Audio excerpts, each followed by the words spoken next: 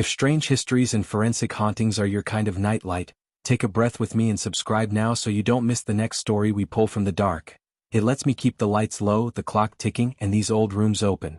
I open the gray box the way you open a church door after the service is long over. Cautious, already aware of the smell. Dust rises and floats in the cone of my desk lamp like drowned stars. Vellum sleeves whisper. Linen gloves pull against my knuckles.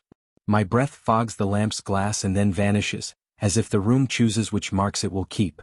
I'm here to inventory a small estate of studio photographs from the 1890s, plain work, the kind that rarely earns its shelf. But this one claims me before it lets me see it. The negative sleeve says only, Riley & Son 1890, 6 for Mr. Harrow. I slide the albumin print free and feel the tiny lift of its fiber paper. In the image, 5 sitters in their Sunday severity sit against a painted garden backdrop. Their eyes are the usual wells, not for fear but for the discipline of a long sit. 4 faces stern, one married to sorrow and trying not to show it. Their hands are arranged like folded wings, their shoes neatly aligned on a scuffed slab. But it is the floor and the wall that take me. 5 bodies, 5 souls, 5 mouths set for civility, and 6 shadows reaching out across the studio boards to meet the skirting at the base of that false garden wall. 6. One extra, set slightly apart, slanted, almost affectionate to the hem of the bereaved woman's dress. It leans like a loyal hound against a master who can't bear to look at it. I check the edges, the background. No trick of a cut and paste. A clean contact print from a glass plate. The emulsion holds dust specks like frozen snow, and each grain of silver says gently, "You're not the first to stare." I've spent enough time in rooms like this to know that sometimes the wrong thing is the right thing you're not yet seeing. The older catalog cards mention Riley & Son as dependable if uninspired, a second-story studio off King and Mayhew with a large north-facing skylight and heavy drapes for the southern sun. The ledger book is here too in the same box. The ink is brown where it once was black. It cuffs my fingertips with its past like the collar of a child's shirt tugging you back a step. January 17, 1890. Mr. Harrow, family group, 1 cabinet, 6 cartes. Flash comp. January 18th, 1 defective plate, shadow anomaly, repeat. The word comp for magnesium flash powder. The word defective like a small bruise in the margin. The Harrow family had paid for 6 small prints and a larger one for the mantel. They declined to return to stand again. When I lift the print to the light and turn it, the sheen runs across the surface like breath across silver. The 6th shadow dims and thickens. No, that is only my mind wanting motion. The 6th shadow is not quite a match for any profile. It has a hat brim where none of the 5 wear hats, a softened shoulder, the slur of a headrest stand's contribution.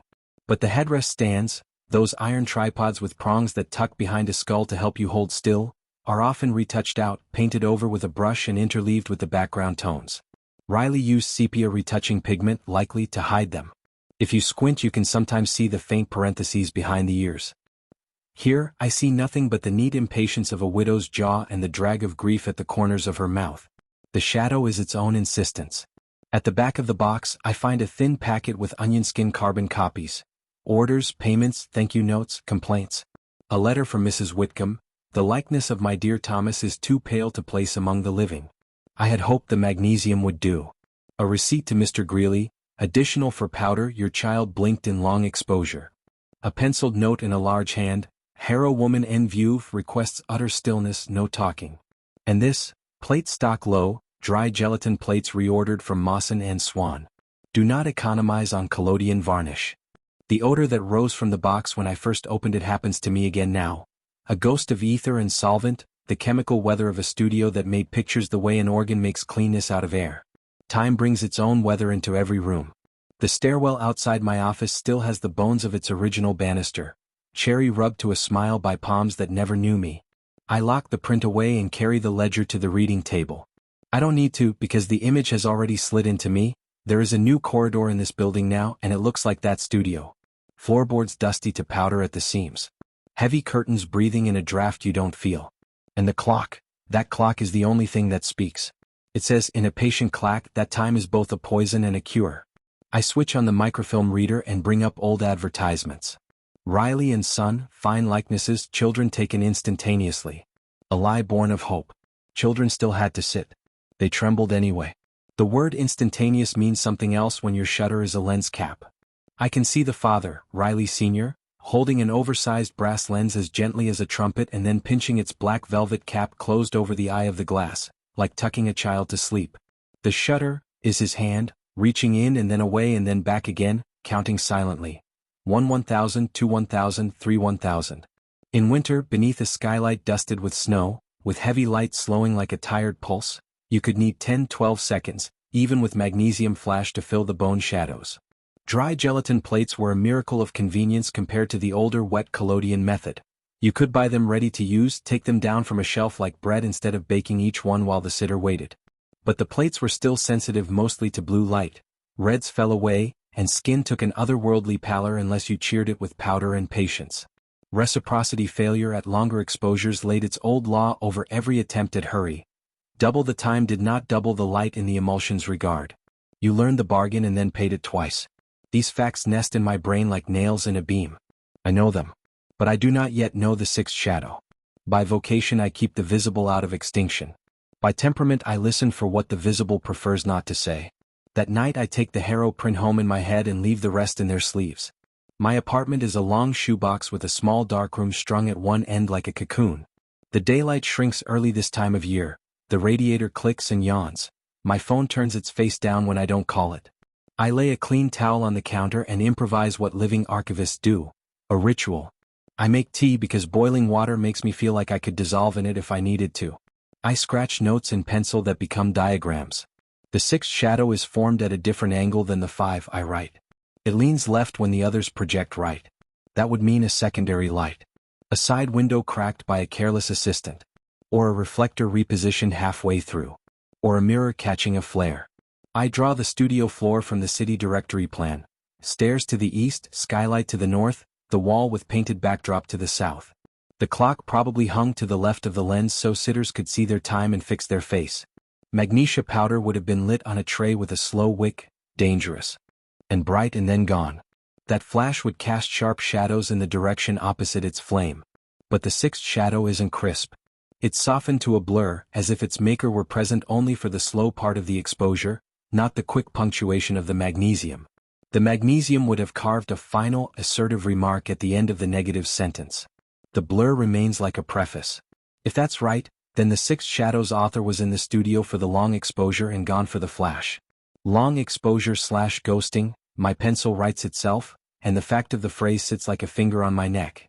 The next day I request the plate boxes.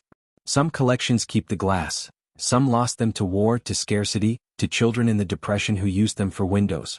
We have 8 plates from Riley and Son. Not the Harrow negative itself, but others from within a month. On their edges, handwritten in pencil that kisses the gel. Miss Anstruther, Broadbent and Infant, Grimm family. The emulsion is a smoked black. When I hold a plate to the light it grays to a negative world where hair turns white and faces become paper masks. Fingerprints glow like moons where someone once grabbed too close. I cradle one in my palm and the cool of its weight tells me everything I need to know about how people used to hold their breath. A latent image once lived here. On a December morning in 1890, someone took the cap off the lens and the fields of silver halide crystals inside this emulsion remembered the sun, in proportion to how long, and then they stopped. The image lay there in potential, invisible, a secret kept inside the plate until Riley bathed it in a developer and let the secret speak. Even after development, even after a varnish of collodion shellac sealed it from fingernails and moody air, the image kept changing over years, tiny eddies of silver migrating like weather across a continent. Now it is still. As still as any word can be once spoken. In the Riley ledger, between bills and inventory, I find an entry that feels like a cough in a quiet theater. Sarah H., returned widowed, child expired of fever. Asked, "Can you add him?" Said, "No." There is a dip in the pen after the word, "no," as if to say the arm that wrote it felt heavier than it should. I think of postmortem photographs, of children swaddled and propped, their eyelashes like frost. Those pictures were not made to haunt us, not then, not like we imagine them now. They were proof. An index of love in a time when epidemics ate the alphabet of a family in a month. In some studios a skilled retoucher could lift a dead child's eyelids with paint, make the pupils into dots of night, and the mother would hold that lie like a string pulling her forward. Riley and Son did not, apparently. They were honest. Or clumsy. Or busy. But grief money spends the same regardless. Perhaps the Harrow Commission carries the weight of such a request. Perhaps Sarah is the veiled woman in the photo, her mouth resolute from having been told there were some pictures the living could not make. In my head the second-story studio opens its throat and breathes again.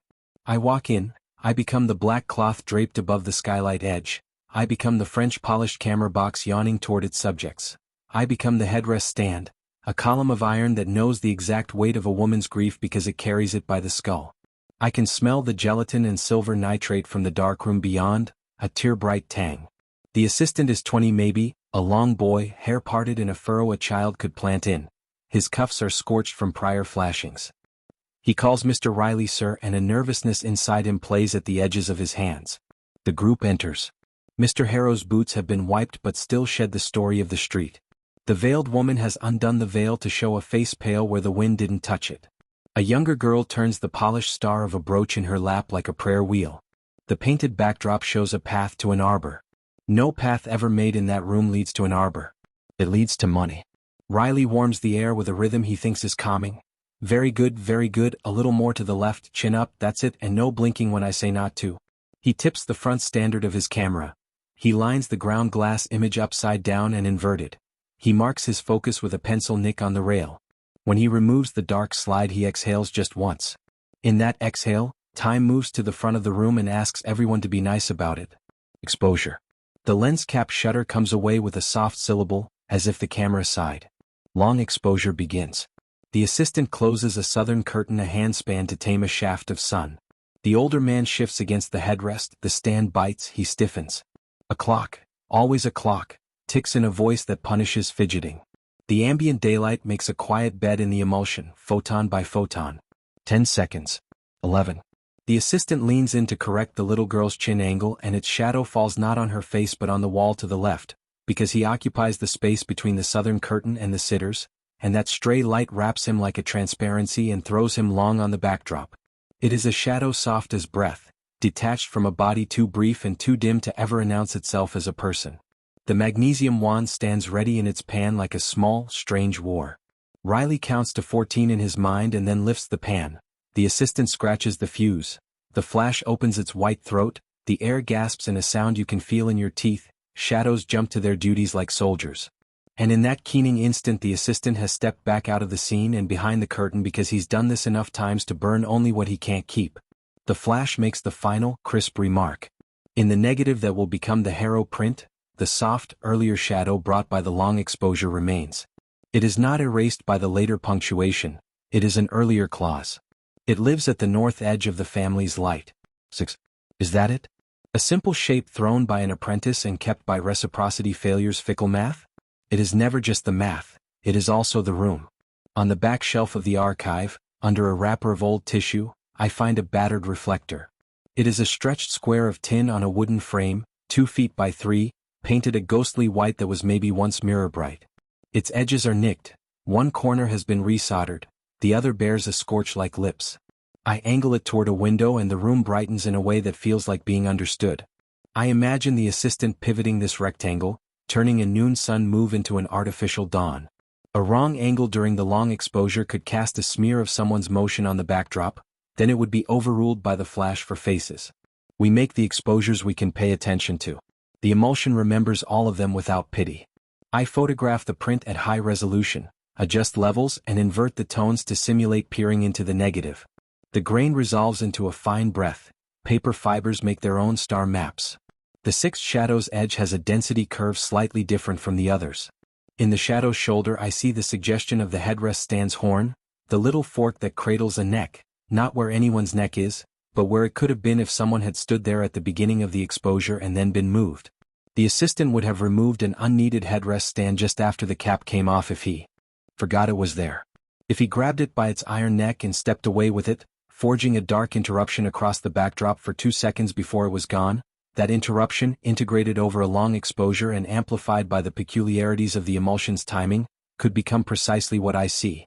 Not mass enough to draw a crisp boundary in the magnesium's white grammar, but definite enough to say, once there was a stand there, once a stand helped someone who did not need it, once the iron itself made a silhouette for a woman who had lost the only one that mattered.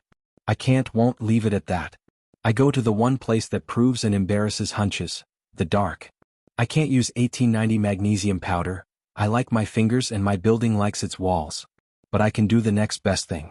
In my sink sits a small stack of modern dry plates from a boutique maker, coated with gelatin silver emulsions that rhyme with the old ones in their hunger for blue and their impatience with red. I cut a piece of velvet to cap the lens of a wooden camera I restore on weekends. The headrest stand I own is a reproduction, blunter, safer, less iron in its heart, but it will do. I borrow a mannequin head from a friend who runs a theater supply. I roll back the carpet in my main room and make a studio from the bones of it. A north window, a heavy curtain, the battered reflector, the skeleton of a place where pictures happen. I set a clock on a stool where I can't not hear it. Tick, tock. This rhythm crawls into my bone marrow and wrings it like a cloth. The test will need 2 parts. A long ambient exposure to place the bed of light, and a bright punch near the end to make the crisp additions. In 1890 the magnesium would fill that role. I will use a modern strobe behind thin paper and a reflector hammered to a dull plane by years. The flavor of the light will be wrong but its grammar similar. I load a plate by feel in the dark, that old blindfold of chemical certainty. Emulsion toward the lens. Film holders heavy and precise. I feel the notch with my thumbnail and know I have it right even before the inner voice doubts. The street outside sings a song about tires and concrete. I push the world out with a door seal and my apartment becomes Riley and Son in the 2 most important ways. It is a room and it contains patience with hope. I stand as both archivist and assistant. I stand as both scientist and mourner. I start the metronome at my elbow. Tick, and remove the lens cap shutter, count under my breath. 1 1000. 2 1000. I hold up the reflector too close on purpose. My shadow, long and diffuse, slips like a second skin across the backdrop. At 5 I yank the headrest stand a 1/4 inch and then pull it away entirely. At 8 I whisper to no one now and trigger the flash. It answers with a sound like a thought resolving. I cap the lens. The negative drinks its developer half greedily, half shy, as the image floats up from sea-dark to slate and then into the visible. Black hair becomes white shocks. Cheeks become alabaster.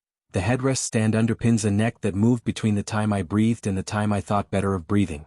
I tilt the tray and the developer runs stripes like rain. I fix the image, rinse, dry. I put the plate on the light table and lean into it with a loop. My 6th shadow hugs the floorboard seam. It leans angle-wise differently from the main shadows. It is a cousin to the Harrow anomaly without being a twin. I print a contact print on fiber paper as they would have. Glass negative face down against the paper, glass and paper kissed under a rectangle of clean weight, then light. A contact print is a kind of handshake with a ghost. It is the plate saying yes, I meant it. In the print, my shadow is worse behaved than I'd hoped. It licks at the wall like spill. The magnesium era had a kind of light that my flash cannot mimic. It was whiter, harsher in its brevity, it carved. My modern emulsion is maybe a bit more forgiving. I need more time to the ambient, fewer photons to the strobe, a more oblique stray sun to pressure that shapelessness into outline. And I need to be gone by the flash. If I leave as it sings, the plate will not script me in its last sentence. I test again. I shift the curtain so a wedge of afternoon falls at my left shoulder. Long exposure begins. Long exposure persists. Ghosting is the math that teaches patience how to draw. I step into the light for 3 counts, leave a whisper of me on the wall, then back out. The clock's tick smears time into something I can lift. I flash. The plates stack like fragile declarations. By the 6th, the room smells like what money smelled like in 1890. Silver reduced from halide, the biblical alchemy of it, the fix that makes chemistry honest. I pull the last plate and see it. The extra shadow is present but uncommitted. Its edge sits soft where the others cut. It wears a hat I never owned, a small wide brim conjured from the headrest prongs that I tugged into frame just long enough to interrupt the light. I laugh in the dark because the dark likes laughter. I lay out the prints. The first is a mistake with a small heart. The second is a lesson. The third is self-caricature. The fourth is arrogant and wrong. The fifth is close enough to haunt me. The 6th, my 6th shadow sits as if it had always planned to be there, and yet I do not believe in it. I believe in what made it. It sits in the same place as the Harrow uninvited guest, at the hem of the grieving woman's dress in the sense that grief will always have its own posture in a photograph. I go back to the ledger and read it with a mouth that tastes of fixer. 6 for Mr. Harrow, it says. Flash comp. 1 defective plate, shadow anomaly repeat? But there is a later line penciled and softer. No repeat. Why not? Were they out of plates? Did the child's fever surge into an adult and take him too? Did the family take the 6 prints and the anomaly the way sailors take the wind, as something they couldn't bargain with? There is a separate note in Riley's hand. Mother asks if the shadow could be kept in the contact. He underlined kept, but not in a straight line. It scuffs across the page with a tremor. He knew this work. He knew that sometimes the things you mean to remove become the things people need. A headrest stand is meant to be erased with retoucher's pigment, the way you erase the scaffolding after the house stands. But if it leaves a hint, a bracket at the ear, and the mother sees in that bracket the idea of a hand? If the stray shadow sits like a sixth at the family's table until absence learns to eat? Riley, tired, said yes by not saying no. Or he simply could not do otherwise with what he had. At night I listen to the pipes knocking in my ceiling and hear the quiet rhetoric of workplaces. The printer downstairs coughs to life. The door to the staircase groans in the throat of its hinge. In this place's breathing I hear a studio more than a century gone. Riley in his waistcoat with the edges gone shiny, his son younger and less careful, the assistant who burns at his cuff but not at his heart, the brass lens like a little volcano, the slow velvet cap in a gloved hand, a mother pressing a handkerchief into her wrist and leaving an ecclesiastical oval of coolness on her pulse. They say nothing because the exposure is long and words are a kind of motion. The clock says what clocks say in studios. Now is all we will see of you. When the morning returns, I build the case the way museums do. Publicly, gently, with boxes lining up like arguments. That are also gifts. I write. The sixth shadow likely results from a combination of long ambient exposure, a secondary light leak or reflector angle, and a late magnesium flash which imparted crispness to the five sitters but not to a transient object between curtain and backdrop. I write. Artifacts from lens cap shutter technique can include the assistant's hand, the motion of the headrest stand, or the movement of the reflector during exposure. I write. The properties of dry gelatin plates, including spectral sensitivity and reciprocity failure, mean that diffuse, earlier light and brief, later light inscribe differently on the emulsion. Ghosting is thus expected when a person or object is present for only part of a long exposure. I write. A double exposure is possible but unlikely given the ledger note, which mentions one plate with a shadow anomaly rather than two exposures on the same plate. If the negative were accidentally exposed twice, we would expect overlapping crisp details rather than a single, soft silhouette. I write. The presence of a headrest stand removed mid-exposure is supported by the shape of the sixth shadow's crest and by a slight flattening where the iron prong would have occluded light. I add a small optional phrase to satisfy the romantic. The idea that absence casts its own shadow is not wrong. Photographs measure not only what was there but the feeling of what was not. But before I can display it, I need my own proof to bear the labors of someone who doesn't love silver like I do. I will recreate the Harrow situation not in my living room laboratory but in the museum's education studio, with witnesses, with slow language, with a camera that has outlived more than one war. We invite 3 volunteers not for their faces but their patience. The curator in me writes a waiver about bright light and long standing. The person in me buys good coffee and asks them about their grandparents. I lay out the old tools like talismans, the reflector refaced in foil, the headrest stand, the velvet cap, the plates in their black envelopes, a chipped ceramic pan in which I will pretend to light a magnesium flame and actually trigger a strobe through paper.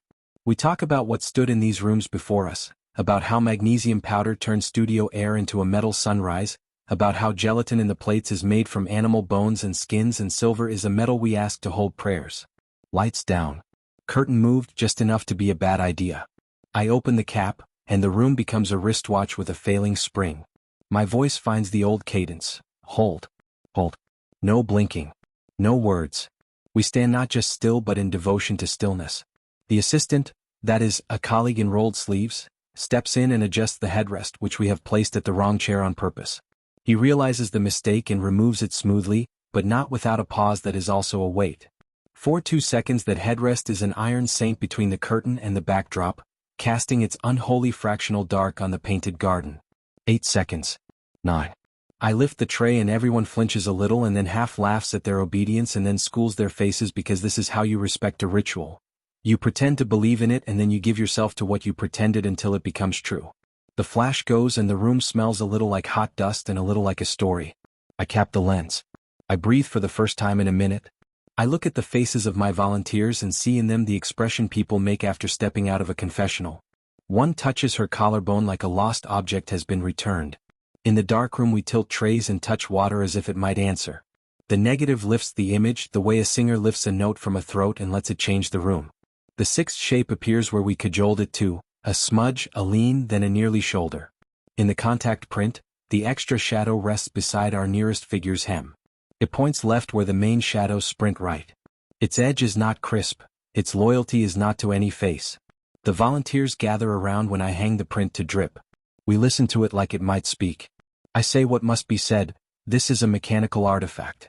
No ghost stood in this room and leaned on your dress. No child returned and made this mark. We made it by moving iron and light in the presence of time. And yet the blue vein at the volunteer's temple throbs. A tear surprises her as if the air made it. She stares at the extra shape and breathes in and says, almost to herself, it feels like someone keeping watch. When the museum puts up the small case with the Harrow print, there is a paragraph and a diagram. There is a caption that explains lens cap shutter technique. There is a photo of a headrest stand. There is a footnote on reciprocity failure and how long light and short light make compound sentences. There is a list of common studio accidents. Double exposure, reflector flares, latent image fog, contact print misalignment. And there is, because I insisted, an open drawer in which visitors can take a reproduction and shine a small torch along one edge to see how a side light places an extra shadow where nothing stands. The extra shadow clamps to the paper and the little batteries die one by the end of the day, and the docents replace them and the children say wow wow even when they don't have a word for grief. After we mount the exhibition, quiet follows. The print returns to its climate and its low, careful light. My office contains different air now, the kind of air left behind by a party and by church. I sit with the ledger in my lap and slip a finger into the crease beside the word, widowed. I do not feel a chill. I do not feel watched. I feel something like the relief that comes after naming. Names are machines that turn rumor into bread. But when I close my eyes I still see the sixth shadow first. It is a friendly wrongness. It is a companion to the idea that long exposure makes a person into a verb. I know how to make it now. I could make one in your living room, in any room with a window and a good clock. That fact comforts me. It also makes me feel disloyal to the people who needed their dead to remain present and gentle enough to be good to. Mrs. Harrow took her 6 prints home and placed them on a mantel where the sun threw its own opinions over them from the west. On winter afternoons the sunlight moved across that room at a speed that would embarrass anyone who has ever said later. For 5 minutes each day, the sun's angle would likely align with the memory of the studio's left-hand light.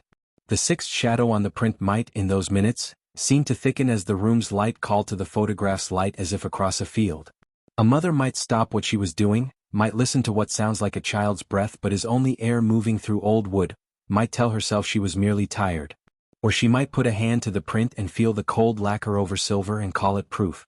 Archivists serve time the way priests serve sacraments. We pour and we behold the pour. In the wet dark, in a plastic tray, a latent image becomes itself. In a box, wrapped in tissue, a life turns into an object and waits.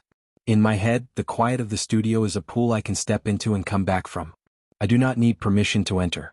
What I need, and what I have, are the rumors of process that you can test. The smells, collodion's ghost, the animal glue sigh of gelatin, the penny metal sweat of silver nitrate. The feel of the lens. Cap's velvet. The weight of the headrest stand in the hand. The moment when the lens's pupil turns black and then blinks and then becomes an eye that remembers the sun. The knowledge that the plate had a latent image, that it held the potential for truth like an egg, that it broke in developer and fell open. The knowledge that a contact print is not an interpretation but a translation. The knowledge that ghosting occurs because the emulsion is patient. The knowledge that double exposure is an easier, louder mistake, and the Harrow shadow is neither easy nor loud. It is the whisper of a necessary clumsiness, the assistant's human misstep paced by a clock and proven by a chemistry that believed everything that happened to it and was never mean. I bring the Harrow print back into the light after hours when I can allow myself to stare without pitying eyes. I hold it out at arm's length, the way you hold a child who won't meet your gaze yet. 5 shadows, cast clean by a flash. 1 extra, at an angle that belonged to a part of the room where only the assistant stood for 3 seconds and the headrest for 2. The 6th seems to rain toward the woman's shoe. If you tilt the print, the sheen runs toward it like a river choosing an old path.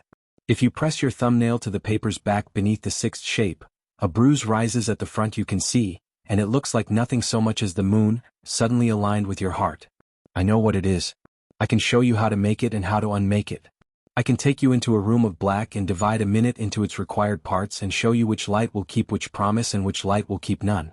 I can lay my hand along the wood casing of a camera and feel how many hands before mine warmed it. I can place the headrest in exactly the place where it will lie. And when I leave the room, when I lock the door, when I click off the lamp and the air changes its mind about what it holds, the sixth shadow comes with me for a step. Just one. Then it stays. It belongs to the photograph. It does not belong to me, and it does not belong to the woman it leans to. It belongs to the process. There are nights when the museum is late to empty and the cleaning crew's vacuums copy the ocean without understanding its grammar. I sit at my desk and listen for the different hum of the darkroom fan because I started it earlier to dry my plates. It is a thin saw blade of a sound. It cuts. The print in its mount inside the case holds its own weather no matter what we do in the air around it. In the reflection on the case glass I can see my face, the room, a visitor's coat abandoned on a bench, and the Harrow family superimposed where they waited most of their lives. Inside someone's attention. The assistant who made the shadow is long out of his only body. The headrest stand rusted to dust and got thrown into a river or hammered into a gate latch in a farmhouse. The magnesium burned so bright it forgot itself while burning. Only the emulsion remembers with no agenda. Those little worlds of silver laid down in gelatin hold like a chorus holds a note at the end of a hymn. It fades not because they tire but because silence wants its turn. The sixth shadow fades in the same way. If you stare long enough you stop seeing it, and then you see it again.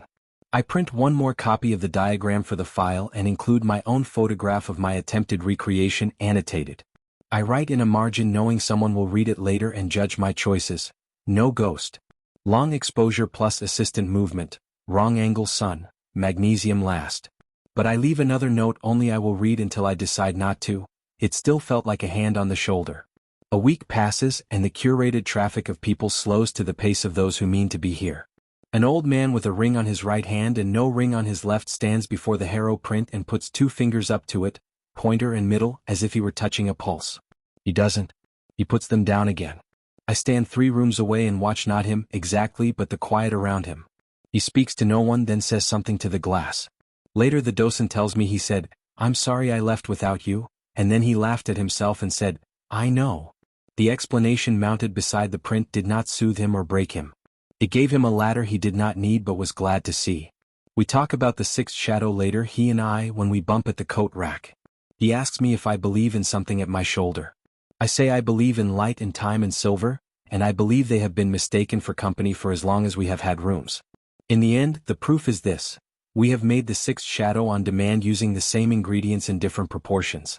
Light from the side for the long part. Intrusive iron for a heartbeat. No person remaining when the punch comes. The headrest stands brief intrusion during the long exposure combined with the assistant's movement and a misaligned curtain. The room writes it, the emulsion keeps it, the contact print speaks it. There is no need to invite the dead to explain it. But the dead are here anyway because the living bring them. A rational explanation does not dismiss them. It only prevents us from confusing their presence with physics. The Harrows lived with that print as an object, not an argument. They felt what they felt. A sixth shadow that proves no ghost was present is still a form of comfort. It shows there is room in the picture for one more. If you felt that room open as we stepped into the studio and back again, if the clock's tick still sits in your ear, and if you want more stories where light, time, and silver argue their way through the dark, subscribe to the channel and stay with me. We will keep unmaking ghosts and learning why they keep us too.